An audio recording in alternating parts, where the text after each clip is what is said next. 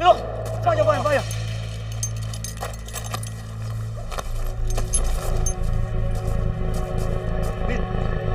你们都是干什么的呀？此地乃是名家私产所在，尔等驾马擅入，眼里还有没有王法了？有没有王法了？你们？你刚才说什么？我没太听清楚。这是哪儿？我跟你说的很清楚，这是名家的产业。老王，内库转运司罪案。内库转运司三大房甲房主事萧敬是你啊？是我。这是从庆国元年至今你的所有罪行。你这是强加罪名啊！听着吧你。庆国2年3月，萧敬瞒铜山矿难吃死人饷5年，合计13700两。庆国4年7月9日，萧敬行贿苏州主簿，以贱价购得良田700亩。庆国6年正月，以萧敬为首的三大坊主事，并一干私库拖欠工人工钱累计逾万，引发暴动，死14人，伤50余人。你这知想行贿或还可商议，致人亡命，就真是罪无可恕了。依庆律，当斩。你无凭无据，怎能定罪你？这是供词和证据，自己看看。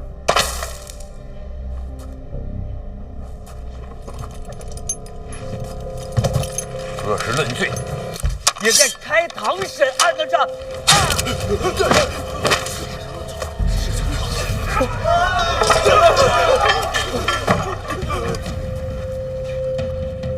监察院提司本就有论罪行刑之责，人证物证俱在，依法斩杀，无需再审。诸位，谁能再跟我说说，这儿到底是哪儿啊？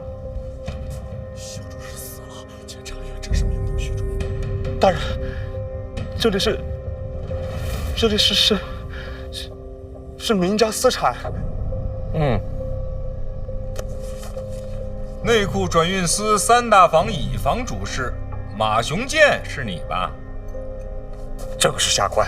听着啊，任职以来娶12房小妾，其中9房是为强抢民女，更有2房是杀人亲夫夺人之妻，另有庆国6年暴动一案，马雄建亦与萧敬同谋，数罪并罚，以庆律当斩。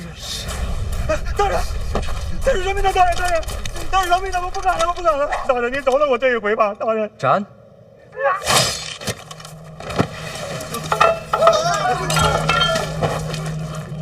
你们都给我听清楚了，我人刚到江南，不代表我什么都不知道。天下有什么事儿能瞒得住监察院呢？这儿还有一位姓胡的主簿在哪儿呢？这，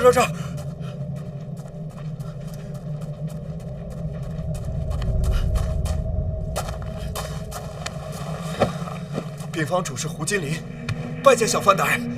胡主事是吧？你来说说，这儿是哪儿？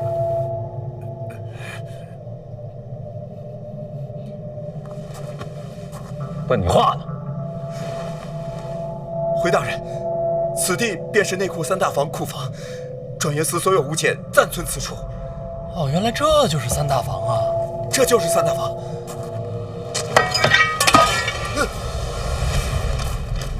监察院提司范闲，奉旨交接掌管三大房，范某领旨办事。诸位，可还有什么异议啊？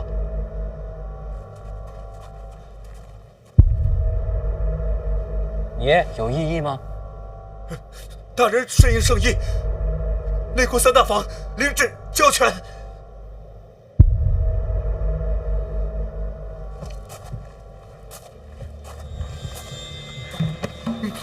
你应该庆幸自己手上没有人命， 3大房内可有专门冶炼铁器的器械？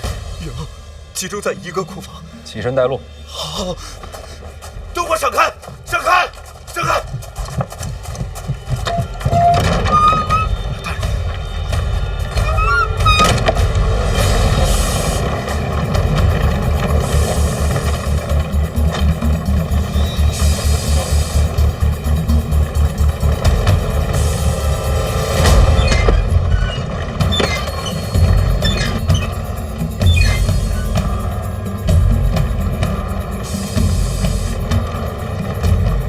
这大师随礼都这么重的吗？谁让你是叶青梅的儿子呀？我老实说了，这心法呢本来就是你娘的，现在算是物归原主。哪儿都有我娘。你命好，哎，刚才那边出手也得谢。这你谢不着我。那水里埋伏的那个影子才是你的杀手锏。哎，你是不是早知道那云之兰要来啊？别说云之兰了。连影子在江南我都不知道，你不知道？那太奇怪了。他水里埋伏的那位置也太巧了，怎么看也是有人泄露了秘密。我真不知道，我比你还困惑。算了，不关我事儿。吃啊！哎，你成亲之后过得怎么样？挺好的。那我就放心了。啊，司理里让我问的。哦，他过得怎么样？别问。对他来说，不再问候才是最大的安慰。你还是研究一下，这是鸭肉还是鹅肉？你不认识啊？说这个哦，这不是鸡吗？盐水鸡是吧？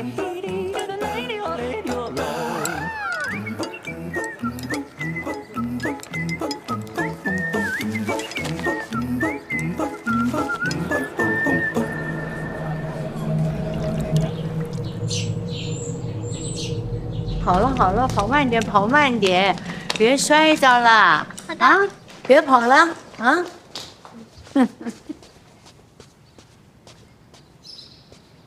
母亲，小范大人到了。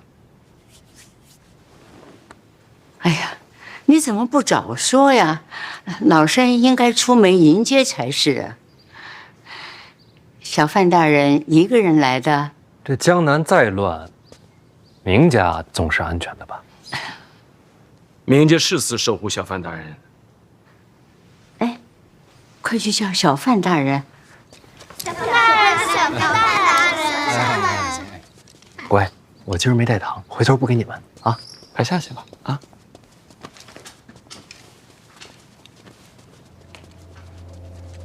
母亲，您这儿还没完事儿呢。啊，再磕2个头就礼成了。大人请坐，我先陪大人聊会儿。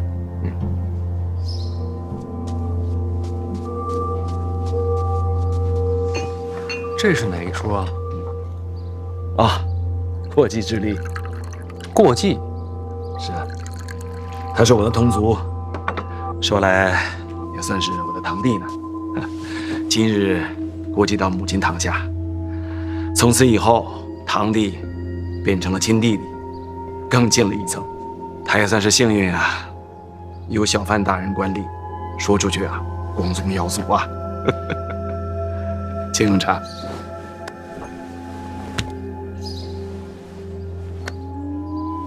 行了行了，礼成了，别磕了。来，起来吧，来，拿着。哎呀，从今往后，你我就是亲兄弟了。我这个当大哥的，好歹要尽一份心意吧。我呀，年纪大了，没你想的周全。啊，些许小事，若劳烦母亲挂心，我这个家主不白当了吗？你看，母亲都发话了，哎，快拿着吧，孩子们也有。来，孩子们也有啊，快来。去吧。从此以后啊，我就是你们的大伯啊！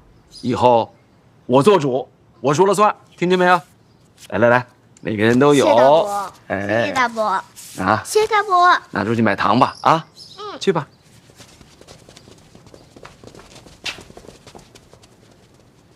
母亲，家事已了，该正事了。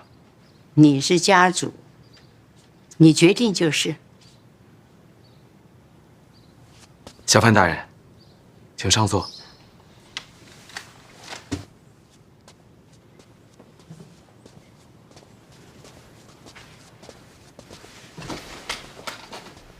哎，这既然礼都成了，还跪着干什么？啊，今日码头明某答应过小范大人，天黑之前给你一个交代。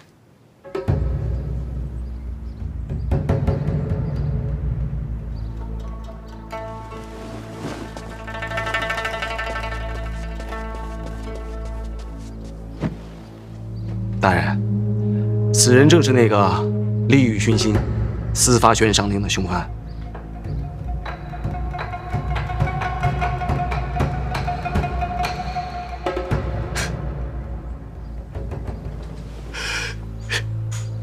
他，凶犯？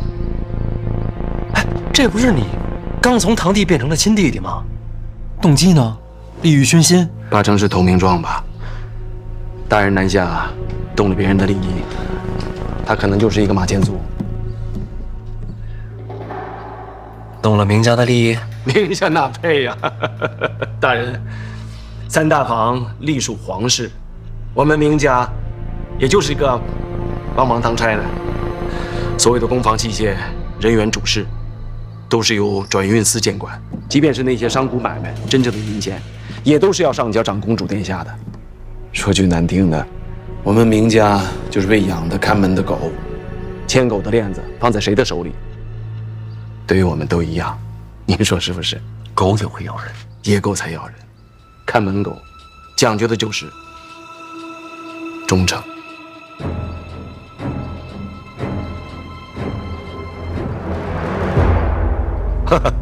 这样吧，大人，明某今日替明家表个态。大人奉旨南下，名正言顺，明家当全力促成大人收复三大房。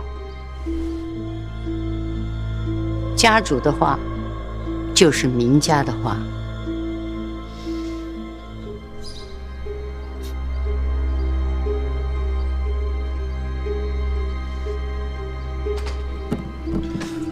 好，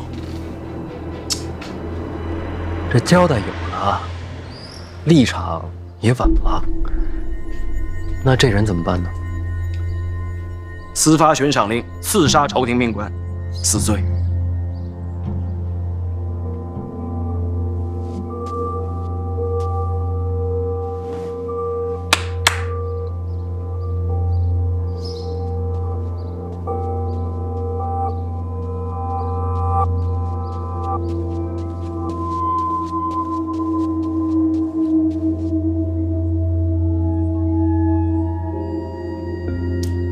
小范大人，明家绝不徇私，就请大人对凶犯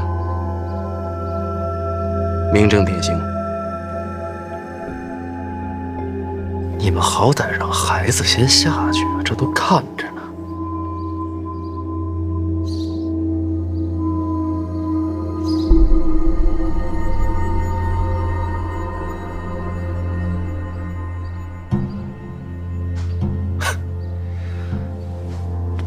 既然是凶犯，又何必要过继呢？他虽死罪，孩子毕竟无辜。过继我门下，他走了之后，这些孩子我都会当亲孙子孙女儿养着，他就不会死不瞑目。母亲宽厚仁慈，我若是他，定会瞑目的。小范大人，请吧。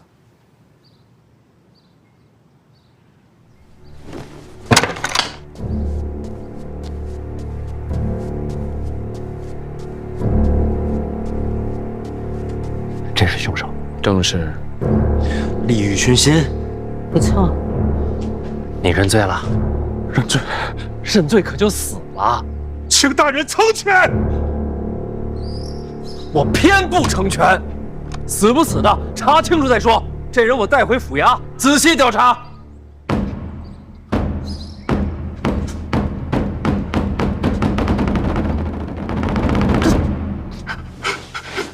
哥，能不能让孩子先下去？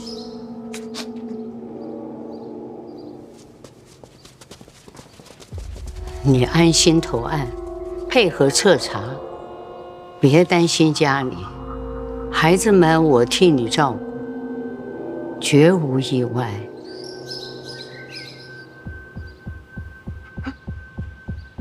来几个人？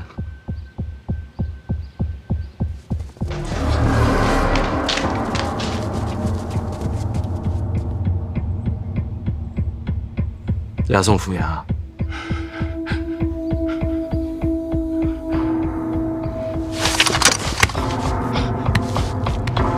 小潘大人来！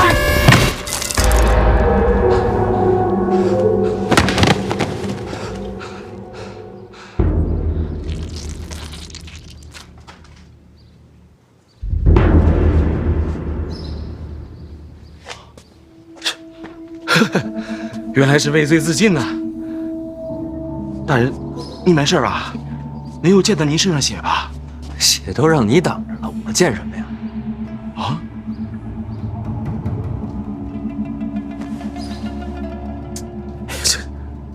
这要是洗不干净的话，就得扔了，换身新的。哎呀，太浪费了！你看这好好的一桌子菜。哦，大人，那这尸首你还要抬回去吗？这都畏罪自尽了，我要个尸体身上。如果这样的话，那就把我这个亲弟弟的尸体抬出去安葬，宁某去就回。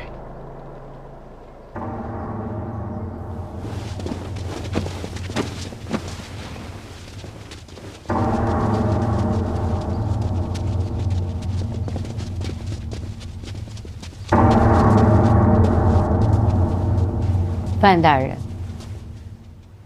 大人筹银送灾民回家，叫人钦佩。此等善举，民家绝不能落于人后。待会儿再聊善举吧，这血都没擦干净。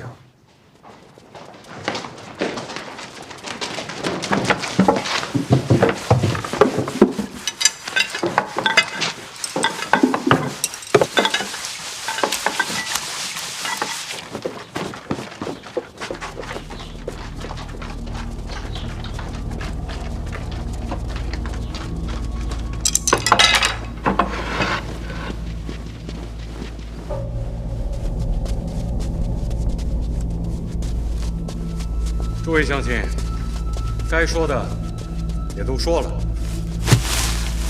明家行善，刻不容缓。大家都干了吧，干了吧。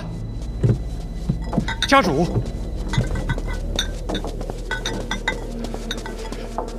家主，大家都是自愿投效的乡亲们。是。怎么很多人看起来那么面熟啊？都是为了咱们闵家。好，老伯，快请坐，快请坐。辛苦了。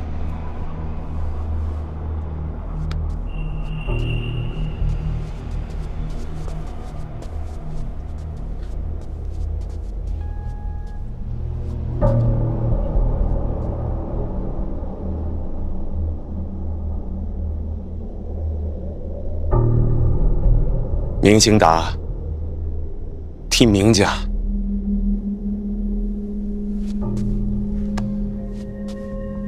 谢过诸位父老乡亲。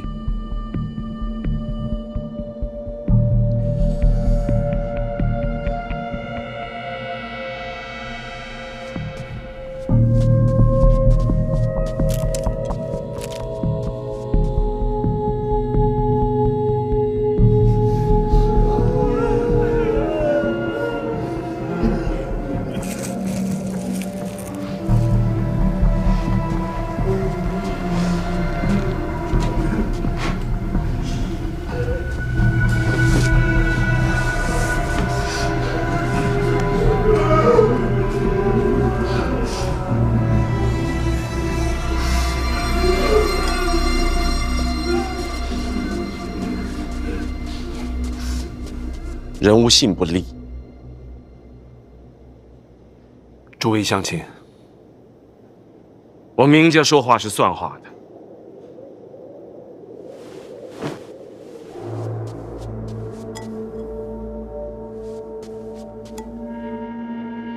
这碗酒之后，你们的家人就是明家的家人，别的不敢说，只要明家还在，管保他们衣食无忧。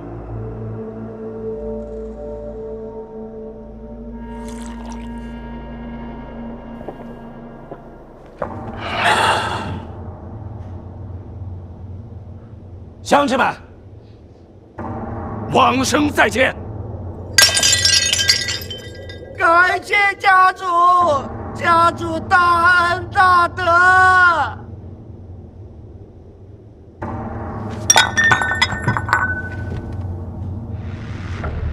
你要说的话很多，但吉时已到。诸位，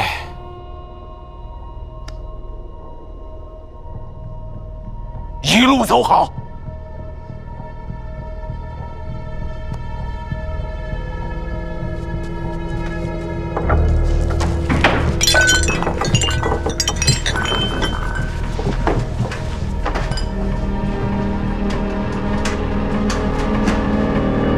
小范大人觉着干净了吧？事儿办得驾轻就熟，家里没少死人吧？大家族，生的多，死的也多，习惯了。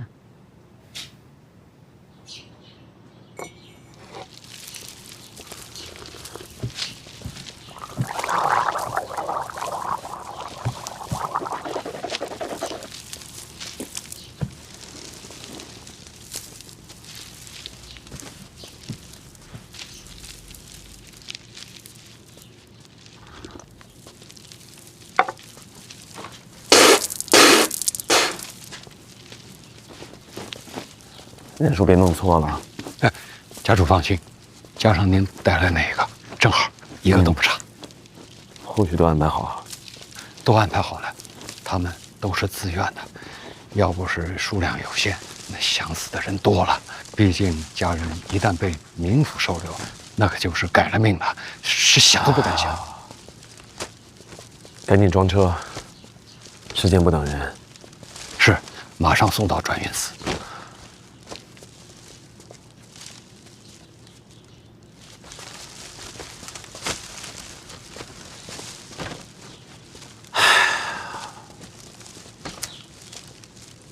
作孽呀！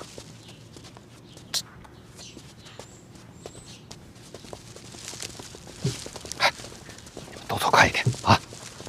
动作快一点。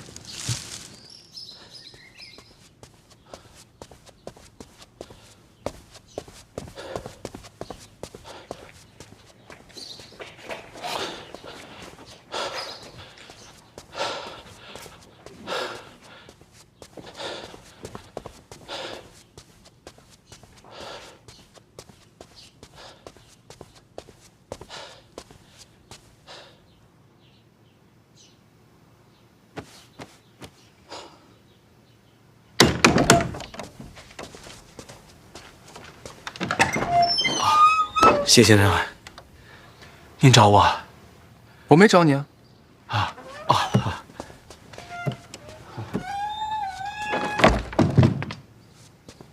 哈哈哈，谢先生啊，这个屋啊，要多开窗，勤通风啊。哈哈哈哈。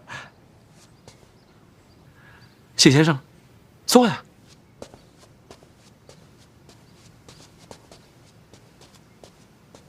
请。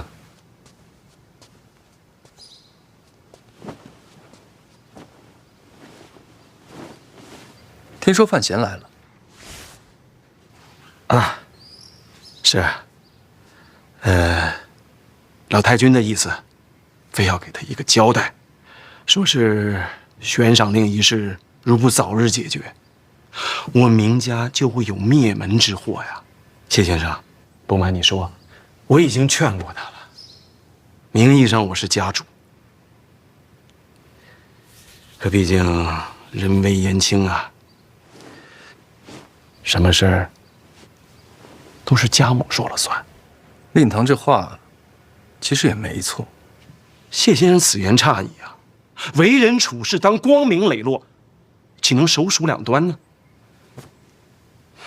我明家既然已经投效了长公主和二殿下，就不能再与范闲多来往，我们是要避嫌的。明家主心里记得这道理就好。时刻未报。先生放心，明家对范闲只是虚与委蛇。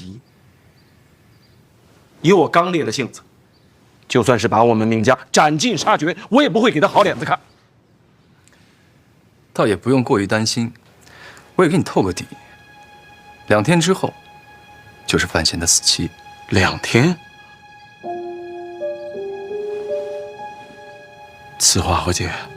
长公主登门访客，已然事成。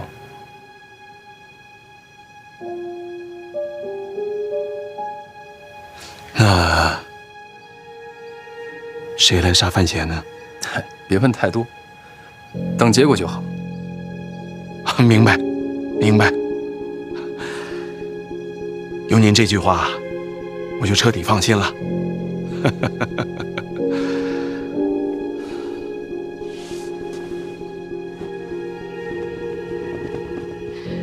这明家家主实在是太不用心了。那边刚刚死人，范大人肯定倒胃口，在这儿还是比较亲近些。大人筹银，行善积德，明家尽管困难，也愿捐银20万两，共襄盛举。哦，这江南第一大家也有困难？不瞒大人，明家受长公主所托，代理3大坊货品售卖，常年亏空。哎呀，我们明家呀，也不停地往里垫钱。这3大坊的货物可都是独家垄断，这也能亏钱？垄断？垄断的意思就是独家所有，公益守密。哦，只是天下奸商太多，价钱不好谈啊。这货源也越来越贵啊，这更何况你们都下去吧。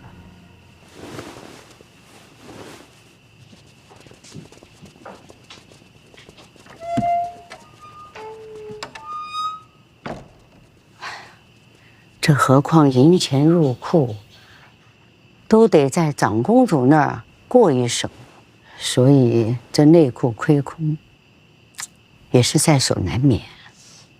老太君的意思是，长公主在其中谋取私利？这话老身可没说哟。明白，你什么都没说，我自己意会。哎呀，幸好大人来了，3大坊终于有了希望。我还以为你们会帮着李元瑞拦我一手，会吗？大人怎么这么说呢？3大坊又不是我们明家的，在谁手里，其实对我们都一样。大人江南之行，最怕夜长梦多。明日我就让清达带大人走一趟转运司，尽快交接。3大坊顺理成章归于大人门下之后，就再无隐忧。说说看，你们想要什么？3大坊在江南，总要有人代理吧？大人，您觉着呢？有意思啊！这生意做的年年赔钱，你们还抢着想接着做？为国效力，岂会在乎个人得失？明家能有今日，绝非侥幸。仰仗国运昌隆，也仰仗大人鸿福。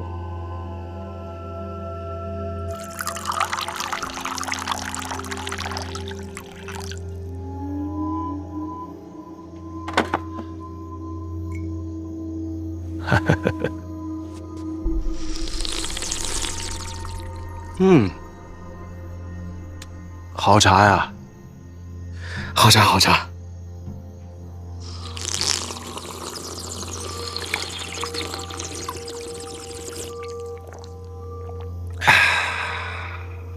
你怎么还不走？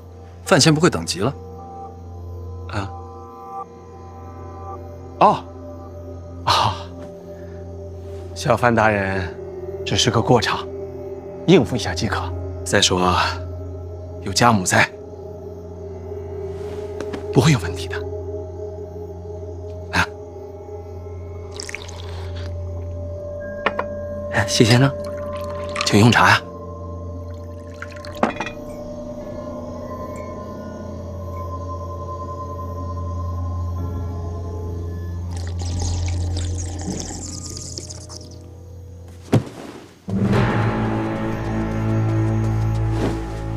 这怎么回事？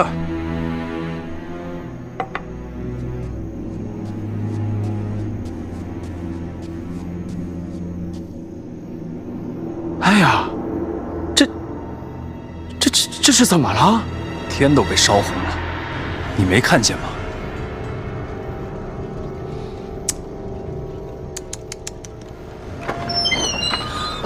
哎呀，这桥就走水了。小范大人，小范大人，小范大人，出大事了！我让人去看了，好像是转运司起火了。内库转运司？正是。三大房库房所有器物，代代工房人员都在转运司呢。不过大人放心，我来通报之前，已经让名家上下尽数前去救火了。家主觉得这火谁放的？不会是人为的吧？毕竟烧了转运司，对谁都没有好处啊。哎呀，幸好我今晚在明家啊，不然怕不是要怀疑明家放火呀。小范大人，明家就是吃了雄心豹子胆，也不敢做出这种事。我知道，当然不可能是明家放的了。毕竟我自己就是人证。不对，也不好说整个明家啊，毕竟家大人多，死的也多。不过最起码老太君和家主肯定是清白的。明某以信义起誓，无论如何，也要助大人踏清真相。这火烧的夜都亮了。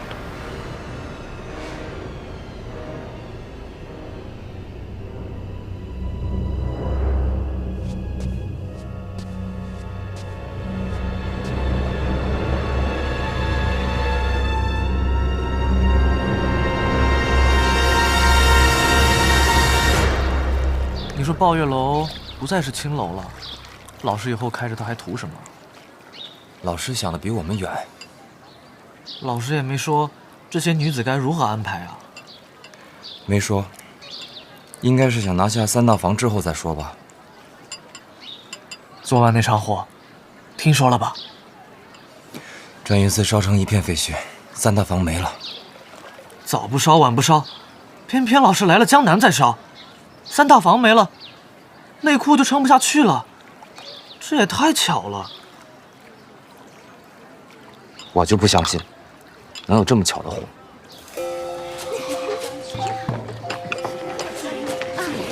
收购蛮麻，是啊。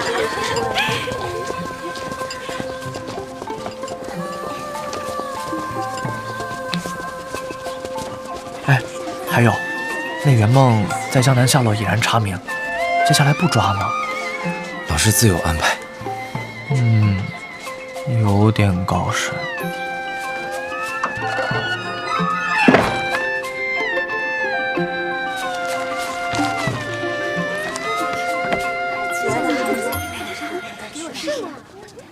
大人，我回来了啊！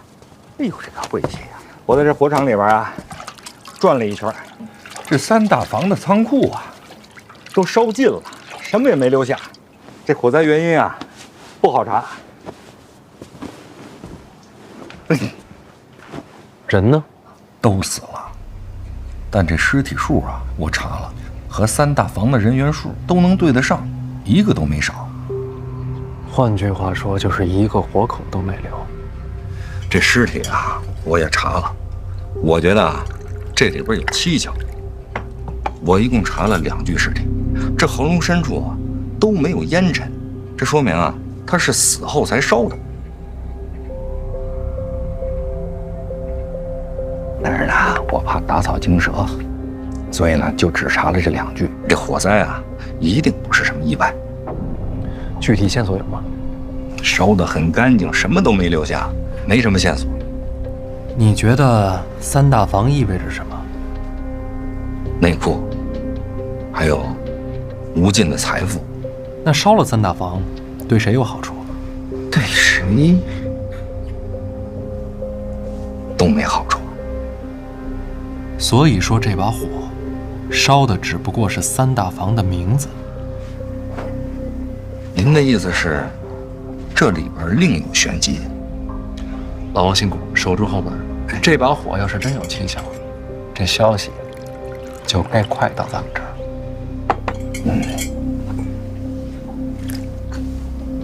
我这就去。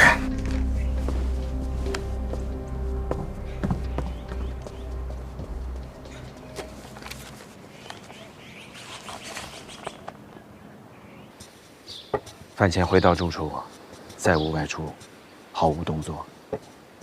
他住哪儿啊？抱月楼。就是京都的青楼。对，京都青楼的江南分号。孩儿从来都没有去过，只是道听途说。看来小范大人正气凛然的，也逃不过酒色财气。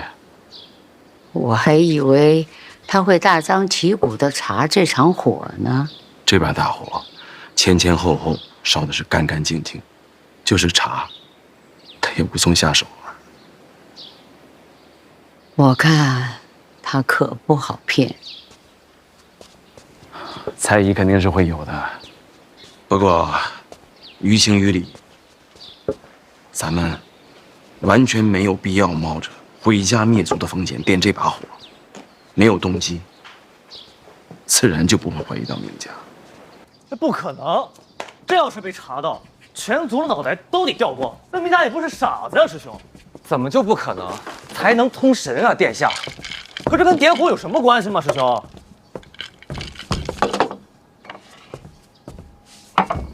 我执黑子。为什么你执黑子啊，殿下？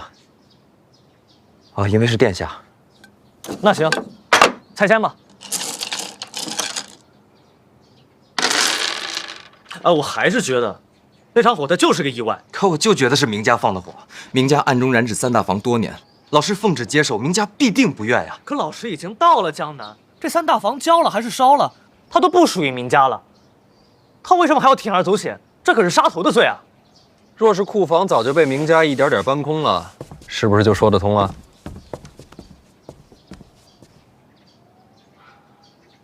老师，我明白了，这场火是明家故意做给世人看的，他们想转移三大房，然后独吞这些财富。哎，人能为财富贪婪至此，还闹出那么多条人命来，他不怕欠过律法的吗？那可是江南名家，你怎么把人想的那么坏呀？他都不是我把人想的这么坏，殿下，是人为财死，人性就是这样啊！空口无凭，我不信，有这样的事儿吗？有。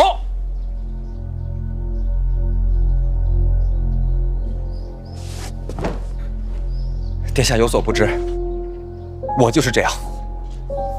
我的家，史家镇，就是这么被烧没的。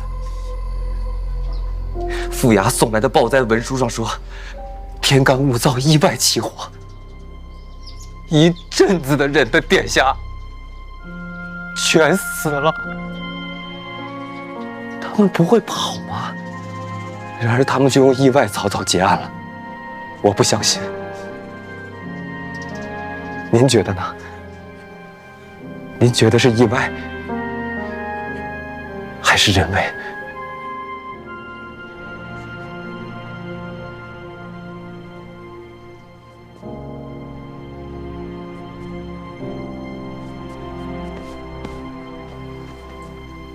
对不住啊，师兄，我不知道，抱歉啊，戳到你痛处了。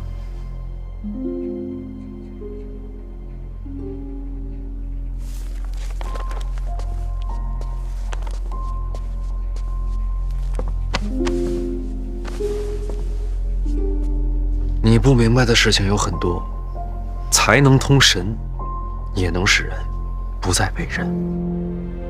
谢必安那边怎么样？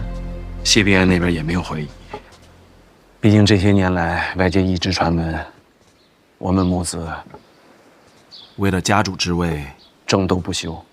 可实际上啊，我们是母慈子孝。长公主也不会想到，此次我们母子联手，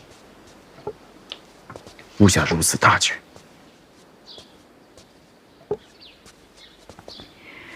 火场可别出纰漏。您放心吧，即便是查，也会把真凶引向李云瑞那边。毕竟啊，大人物的争斗，有谁会把我们这些商贾之流真正放在心上呢？人人都说，千里之堤，毁于蚁穴。可又有谁真正的会去看那些蚂蚁呢？再过几日，调度大船，都已经准备好了。可这几日风声太紧，不敢妄动。等一切都结束了，范闲回京，我就调度大船，把库房和工人运出海。小心人祸。买通了2个主事的，他们以为这个大局是李云瑞安排的。工人也都很听话，但一切出了海，就尘埃落定了。哼，看来你是越来越不需要我了，自己全都安排好了。都是母亲教的好，哪有孩儿半点功劳？哎呦，我这腿呀，越来越拐不了弯儿了。哎，看来我就是个废人了。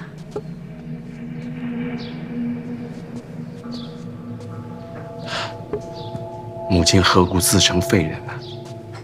哎，孩儿背你。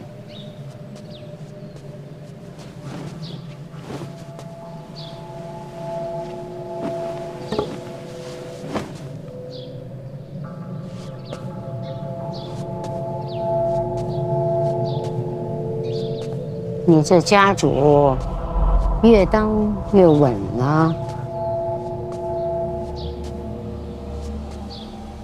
没有母亲提点，家主只是个虚名。你们觉得江南最大的麻烦是什么呢？明家不算。长公主和2殿下，其实也不算。还能是谁？有的时候麻烦可以不是指一个人，而是人性。江南这么多年啊，明家一家独大，其余商贾再无起色。明家是富了，但是各县穷困潦倒的却越来越多。所以应该换掉明家呀。换谁都一样，过几年又是新的明家。我这次南下，听的一句话，没了明家也有别家。3大房就是个聚宝盆，谁守着它，谁就是下一个名家。所以说，3大房姓甚名谁并不重要，重要的是它的本质。什么本质？3大房里边有天下最赚钱的工艺传承，这我知道。玻璃、制糖、织棉、香水，多了去了，样样都是不传之秘。我想放出去。什么放出去？3大房所有不传之秘，我都放出去。放去哪儿啊？放与天下商铺，技术共享。哦，卖出天价，填补库债。是要收费，但不是为了库债。我也没想过要卖天价，所有的工艺分别厘定数目，享用的商家费用1年一交，细水长流，这就叫做知识产权。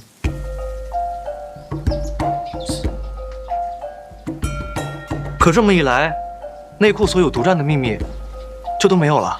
可这样一来，天下众生就有了希望。可内库是皇家的呀，天下万民不也是皇家的吗？这说的好像也对啊。我选知识产权这条路呢，就是觉得真正的财富不该是一家一户，也不是什么皇家商铺，而是天下共尽，藏富于民。这条路若是走成了，或许能让那些不被重视的性命多少有些分量。老师，这条藏富于民的路，父皇知道吗？先把事儿办成，再回京都交差。老师，我觉得还是先请旨。这种事情先斩后奏，我怕父皇他雷霆之怒。要做成事儿啊，就不能瞻前顾后的。这种事情先斩后奏，我怕父皇他雷霆之怒。要做成事儿啊，就不能瞻前顾后的。我不看好这条路，但我就当什么都不知道，也没听见，更不会私下上奏告知父皇。多谢，但我真不看好。你呢？我也是，你也不看好。是。我这条路表面上瞧着损皇家利众生，他是皇家子弟，他不看好是常理。你为何不看好？老师的话，其实我没怎么听懂，但是我相信老师的选择一定是对的。那你还不看好？只是这世上大多时候，对错并不重要。老师的这条路动了太多人的利益，我担心这么走下去，终将四面树敌，荆棘密布。这世间常有人说，对错并不重要。但如果对错一直不重要呢？一直没有人尝试去改变，那三大房的火，史家镇的火，就永远也不会熄灭。老师，这条路我虽不看好，但我愿意陪您走下去，哪怕燃尽此身，亦不言悔。我和师兄一样。你们真的这么想？知道你疯，不知道你这么疯，还带着皇子一起疯。偷听啊！我可不是故意的。老师，学生们先告退了。啊，走吧，我们还没下棋呢。坐吧。怎么说？找我有事啊？过来看看，怕那个云之蓝卷土重来。多谢。不用。按你刚才那条路走下去，要杀你的人恐怕成百上千。一个云之蓝不重要了。所以得麻烦你在江南多住些日子了。以你的身手，除了大宗师，其他九品未必杀得了你。悬空庙被刺之后，我真气炸开经脉，散于体内，时至今日没有恢复，所以我需要你。终于肯承认了？本来也没想真瞒着。你信上可不是这么写的。书信嘛，能看的人太多了，有些话只能当面说。为什么不连我也瞒着？心里过意不去啊。为什么？把你当朋友。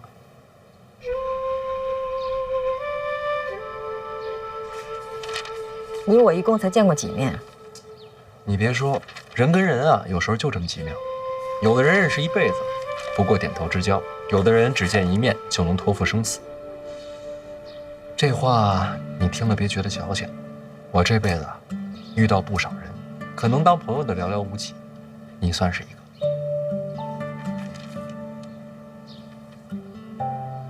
确实矫情。我也这么觉得，以后不说了。所以你要添一道心法，想重修真气。哎呀，死马当活马医吧。把那拿来。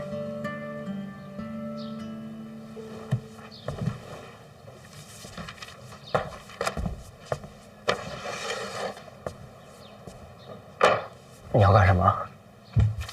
磨磨。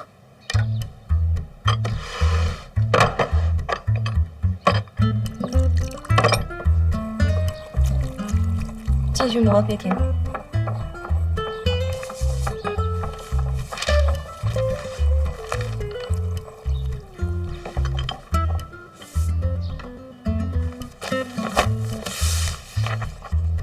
你改了什么？师傅做了点手脚，这心法是假的啊？也不全是假的，大部分都是真的，只是动了几处。那我要是照着这个动了手脚的练，会怎么样？也能重修真气，但是到不了9品，搞不好变个白痴什么的。这么歹毒！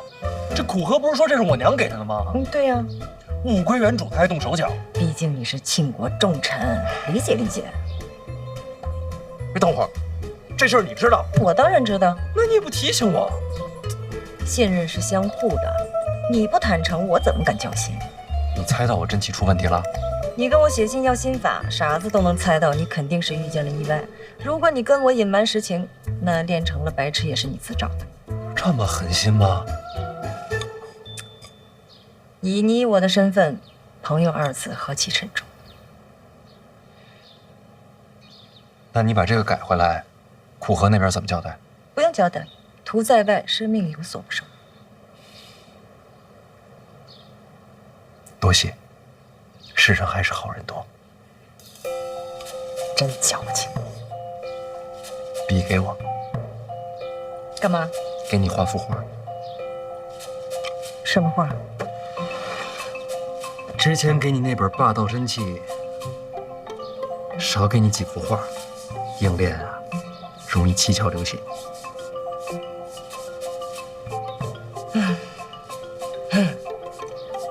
什么时候这世上的人才能少些尔虞我诈呀？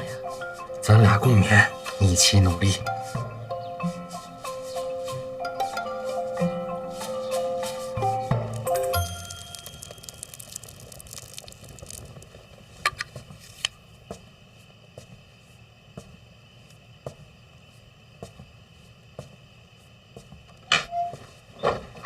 大人，您看看谁来了？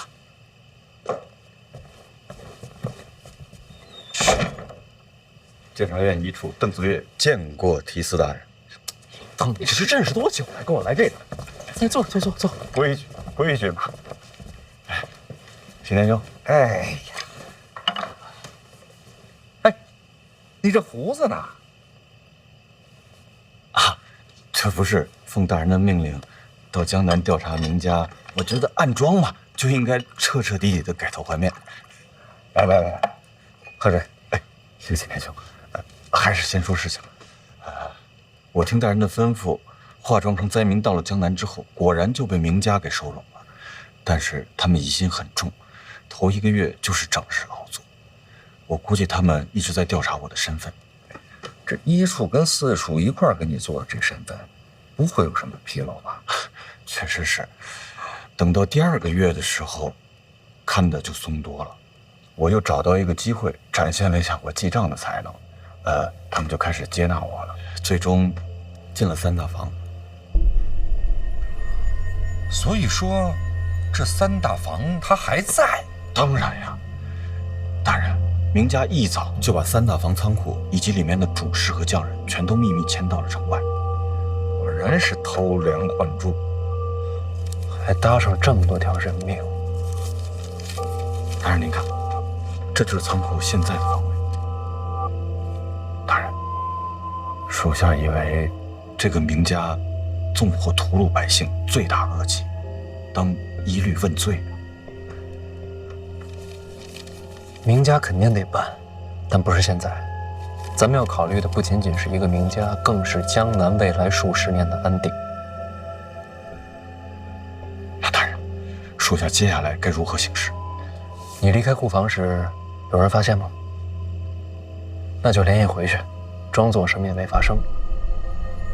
暗桩既然已经埋下了，那就接着隐藏，三大房这出戏，不知将来还有什么变数。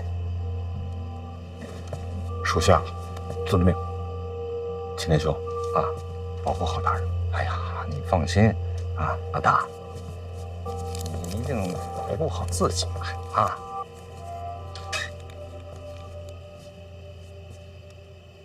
走吧，留步，哎。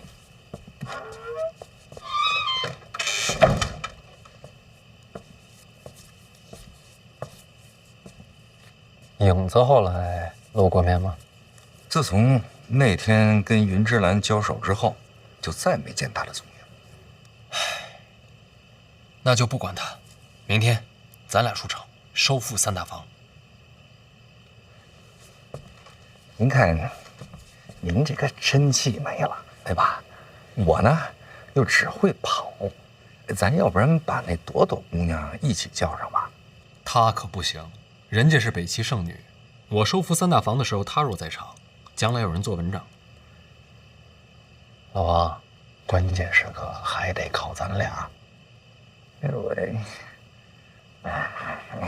都听大人的。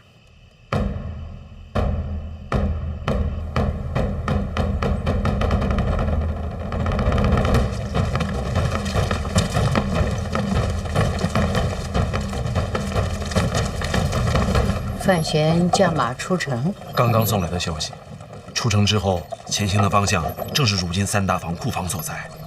库房所在，乃是绝密啊！必是走漏了消息。那他们出城只有2个人？开始是2个。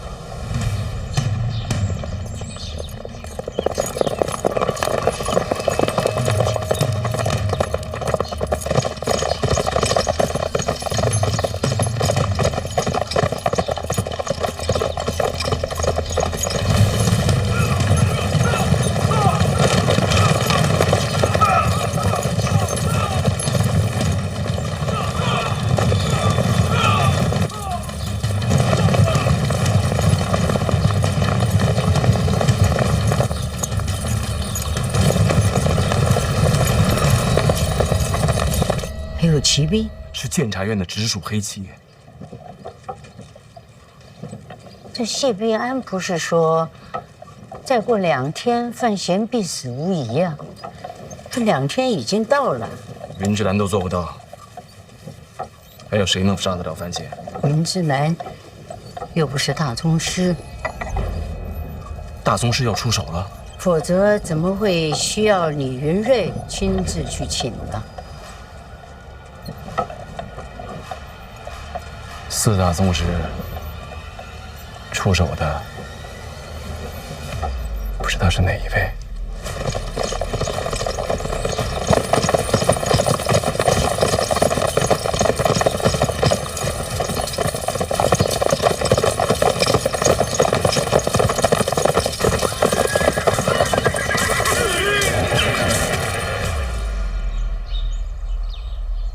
影子大人，我还以为你会一直躲着不见我。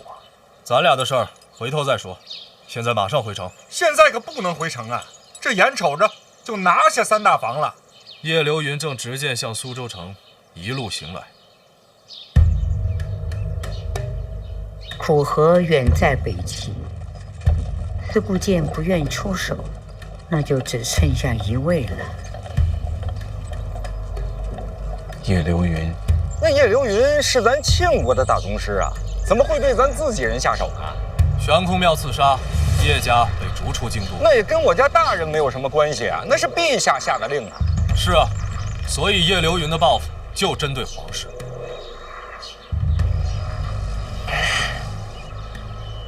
大人，要不然咱回城去？这叶流云他不会在闹市之中出手，对吧？再不行啊，咱就乘船离开这江南。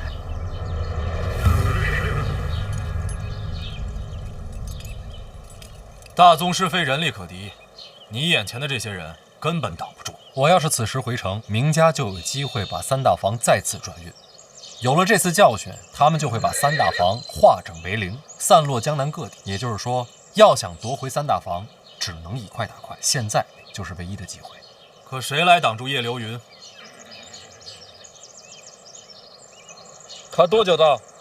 离得倒是远，可凭大宗师赶路的手段，几个时辰就到。我娘的产业，我想夺回来。哎呦，大人，我这月银我真是要少了我。你们这不是寻死吗？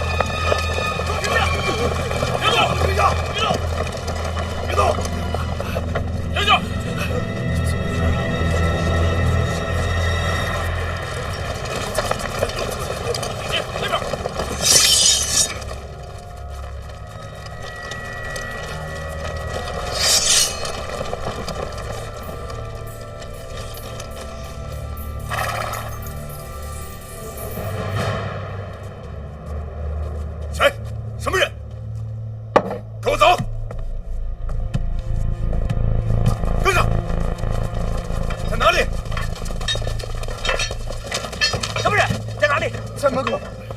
怎么回事？怎么了？走！快！别这样，后面快！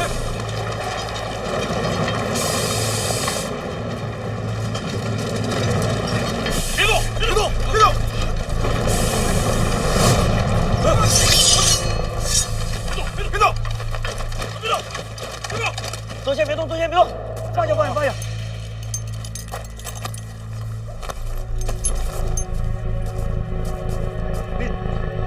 你们都是干什么的呀？此地乃是名家私产所在，尔等驾马擅入，眼里还有没有王法了？有没有王法了？你们？你刚才说什么？我没太听清楚。这是哪儿？我跟你说的很清楚，这是名家的产业。老王，内库转运司罪案。内库转运司三大房甲房主事萧敬是你啊？是我。这是从庆国元年至今你的所有罪行。你这是强加罪名啊！听着吧你。庆国2年3月，萧敬瞒铜山矿难吃死人饷5年，合计13700两。庆国4年7月9日，萧敬行贿苏州主簿，以贱价购得良田700亩。庆国6年正月，以萧敬为首的三大坊主事，并一干司库拖欠工人工钱累计逾万，引发暴动，死14人，伤50余人。你这知想行贿或还可商议，致人亡命，就真是罪无可恕了。依庆律，当斩。你无凭无据，怎能定罪你？这是供词和证据，自己看看。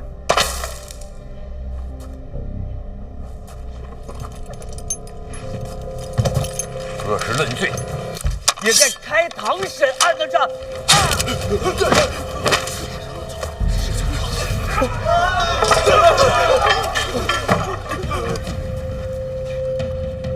监察院提司本就有论罪行刑之责，人证物证俱在，依法斩杀，无需再审。诸位，谁能再跟我说说，这儿到底是哪儿啊？小主事死了，监察院真是名不虚传。大人，这里是明家私产。内库转运司三大房乙房主事马雄建是你吧？正是下官。听着啊，任职以来娶12房小妾，其中9房是为强抢民女，更有2房是杀人亲夫夺人之妻，另有庆国6年暴动一案，马雄建亦与萧敬同谋，数罪并罚，以庆律当斩。大人，饶命了！大人，饶命了！我不敢了！大人，您饶了我这一回吧！大人，斩！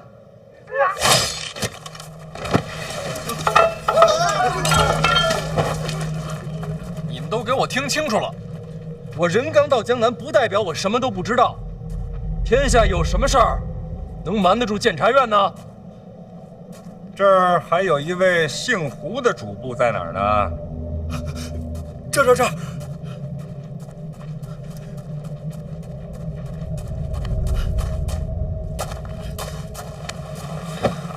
禀房主事胡金林，拜见小番大人。胡主事是吧？你来说说，这儿是哪儿？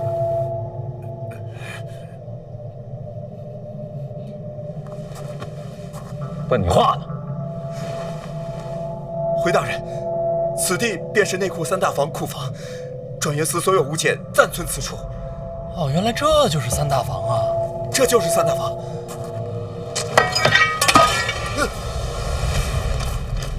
监察院提司范闲，奉旨交接掌管三大房，范某领旨办事，诸位可还有什么异议啊？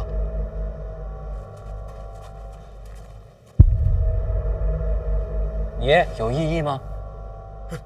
大人顺应圣意，内库三大房领旨交权。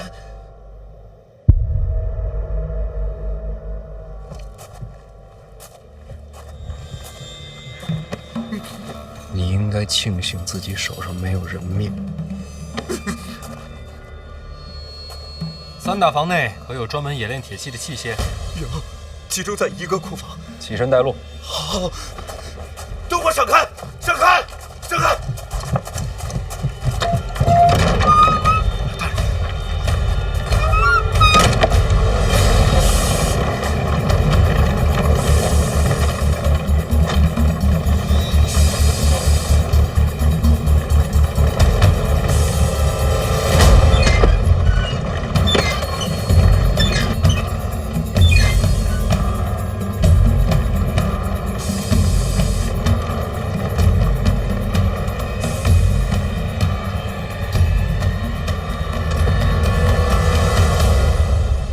范闲进了库房，就没再出来。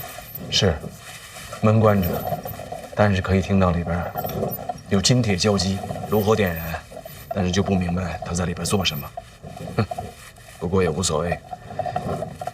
即便是收复了三大房，只要叶流云一出手，范闲此次定是死路难逃。你要是没死呢？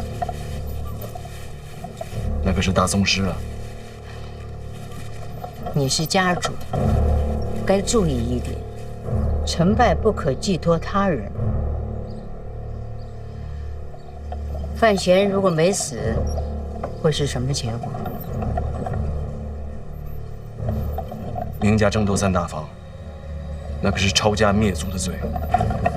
谁说是明家？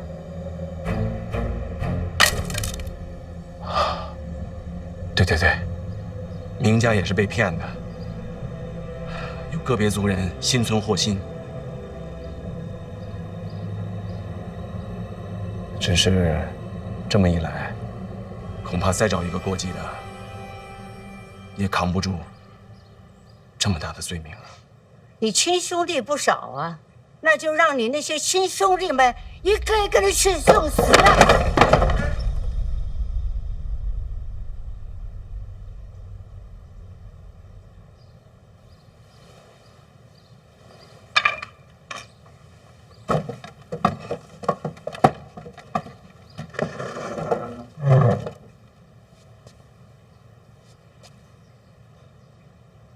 某些息怒，我那几个亲兄弟，别说一个一个去死，就是一起死，也是您说了算。可只怕是这样，也扛不住吧？那还不简单？你和我选一个献祭出去。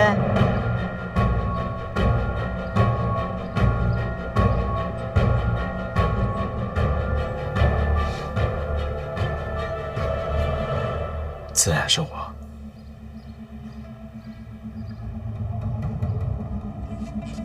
孩儿再贪生怕死，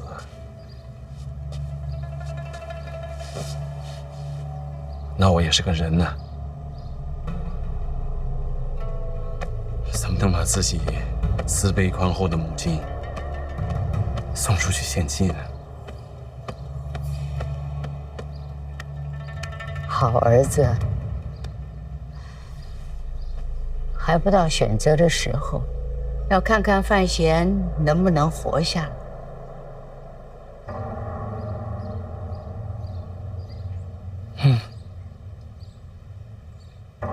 母亲说的对，不过这一次范闲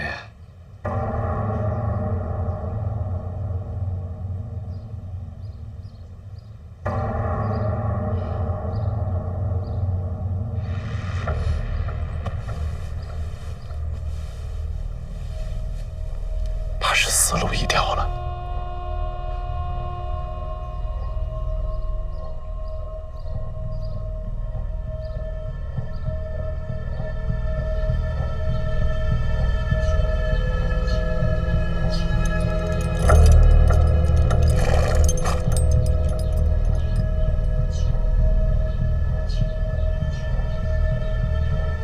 这有一会儿了呀，我就不明白了，这么点时间，还能临时造出个神兵利器对付大宗师？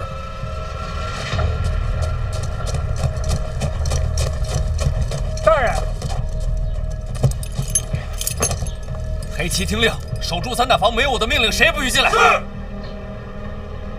叶流云来了，你还等不及了，快到了，我去迎迎他。大人，大人，我还是第一次见迎着大宗师去的。我家大人一向与众不同，这还夸呢？疯了吧？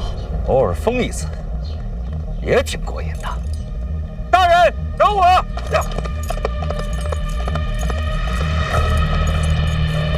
都疯了！上！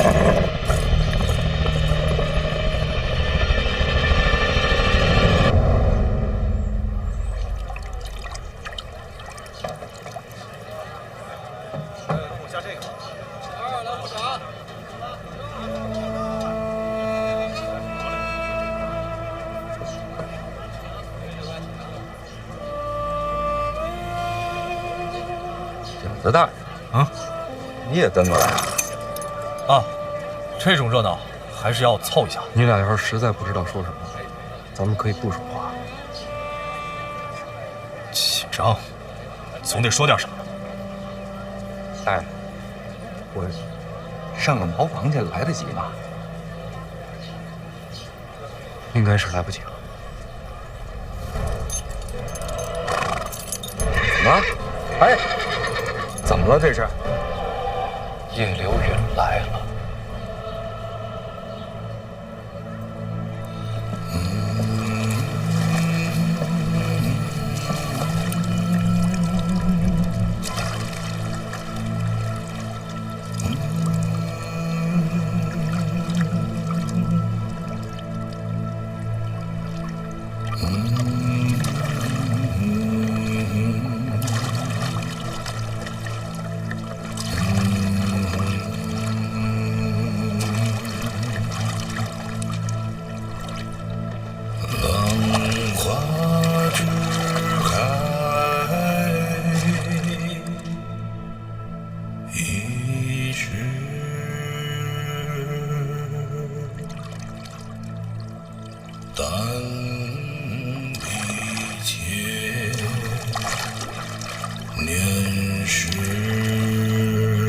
都别跟着，我自己处理。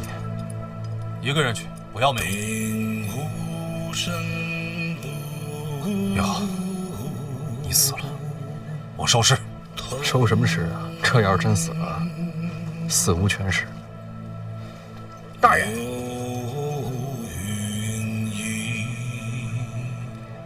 老王，平时你一向聪明，跑得快。一会儿真要有什么事儿，千万别犯傻。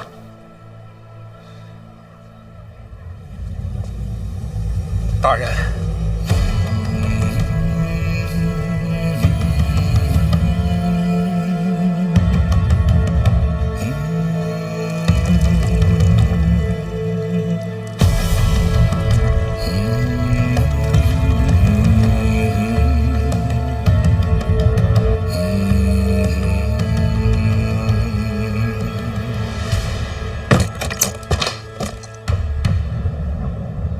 什么意思啊？用这个也未必动得了大宗师。没错，大宗师也是人，这超越时代的武器怎么躲？成大宗师者，已不被人间常理束缚，那不成了妖怪？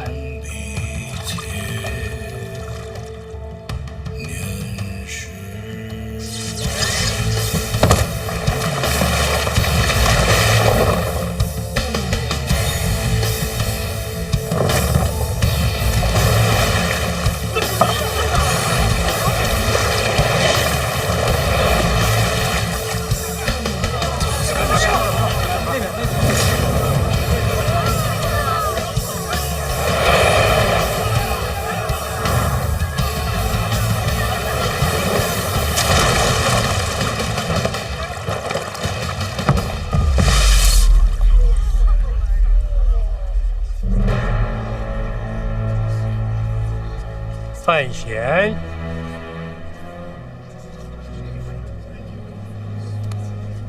叶先生好。我欠了人情，你离开江南，我不杀你。不好意思，我这人不太听劝。刚才你看到的是什么？神兵利器。怎么不用啊？我想了想，觉得用不上。怎么讲？因为您不会杀我。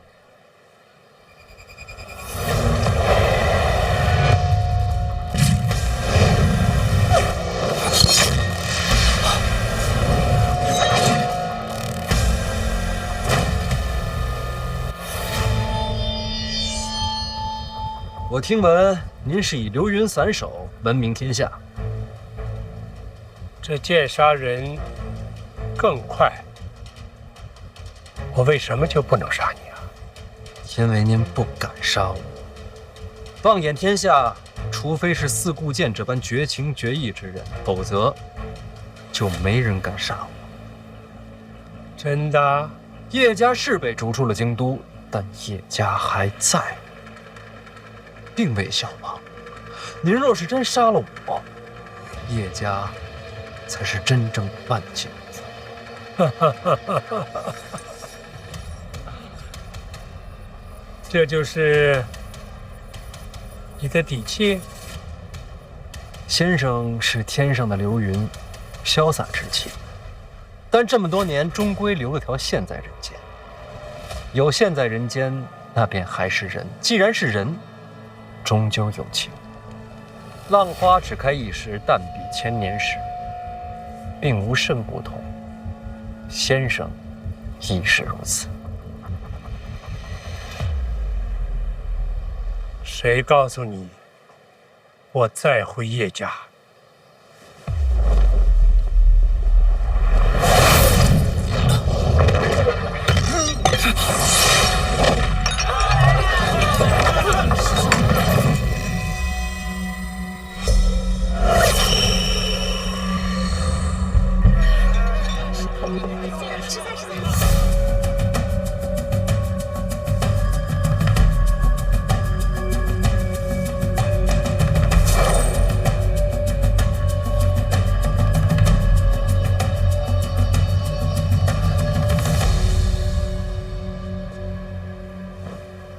叶先生，是我赌赢了。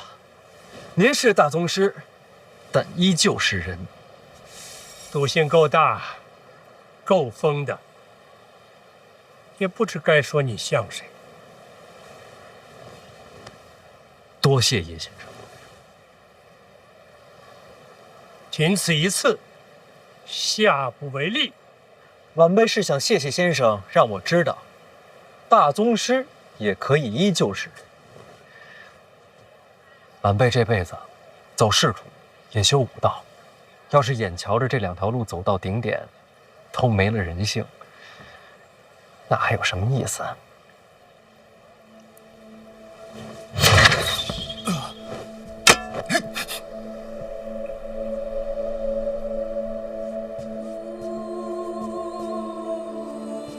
你跟你娘还真是不一样，这么矫情。您也认识她？她可不像你聪明，但也别太聪明。什么意思？我是人，并不代表其他大宗师还认为自己是人。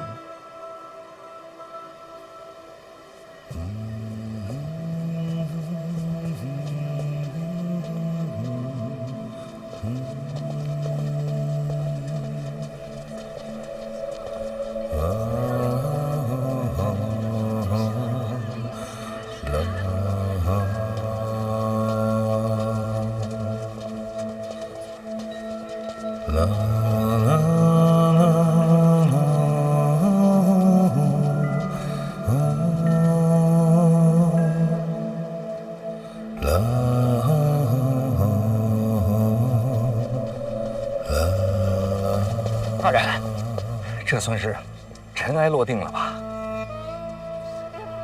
咱赢了。你怎么知道他不会杀你？拿命赌的。恭喜，命赌赢了。多问一句，既然他不杀你，挥这一剑有何意义？做给京都看的。叶家被流放，大宗师有所不满，这一剑是向京都表达自己的态度。不过刚才那一剑斩向我的时候，我真是觉得天崩地裂，那么一瞬间，真觉得自己死定了。没想到最后就斩了走头发。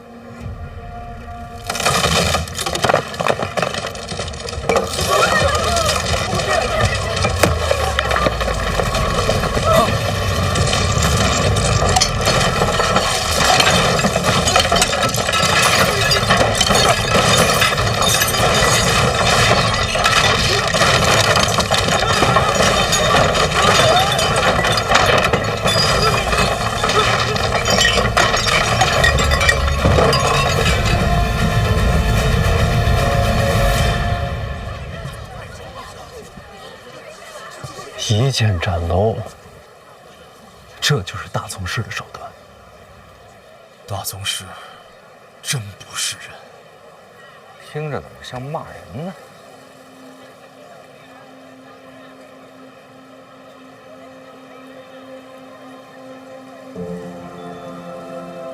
这话错了。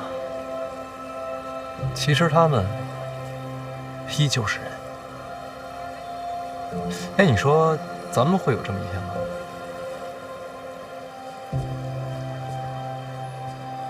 我可能会有。那我呢？小范大人，这要等你真气恢复了再说。